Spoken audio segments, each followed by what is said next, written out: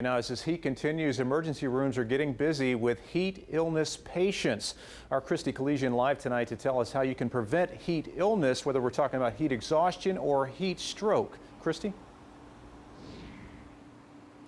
Kurt, this is where you don't want to end up, the emergency room, if you're out enjoying a hot day or if you're just out for work. And what's really concerning about the heat is that we're just used to it, but we don't really notice the heat illness is actually building up.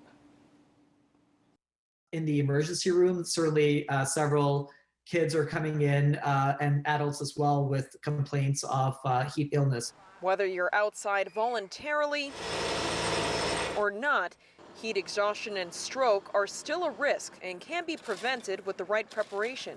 The most common mistake that I would observe is that children are continuing to exercise or even adults for that matter, and just not recognizing that they're starting to get exposed to heat and they're developing illness. How hot do you think it is today? 64 degrees. 4-year-old David is about 30 degrees off. Kids like him especially have to be aware of heat exhaustion symptoms like dizziness, weakness, headache, and thirst to make sure they don't progress into heat stroke, which includes symptoms like dizziness, fainting, and rapid breathing. David's nanny Kara has seen the symptoms and stays proactive. They're a little bit more tired, but they're very thirsty, so we always have to make sure we have lots of water and also take some breaks. Dr. Paul recommends wearing loose clothing, drinking sports drinks or water even with a little salt to boost hydration, taking breaks in the shade or air conditioning, and if you can't, using a damp towel on the body to stay cool. If you can take a break, this is how often Dr. Paul recommends you should. And certainly if you're exercising, every 20 minutes or so, just taking a break, even if it's for a few minutes, is really important.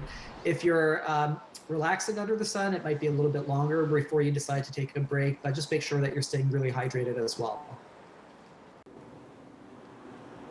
And Kurt, what I also recommend, if you have no time to really run to air conditioning or if you don't have that really near you, if you just don't have access to even shade, I highly recommend keeping these kind of moist cooling towels with you. Our photographer Mark actually keeps these in the car, and they really helped us when we were out in the park today talking to folks outside in the heat. So I highly recommend these. You just keep them damp and strain them and just put them on your head, your neck, wherever you need to. So stay cool. And that's the latest that we have here in Montclair. Christy Collegian, News 12 New Jersey. Back to you. Those will get some use over the next few days. Christy, thank you tonight.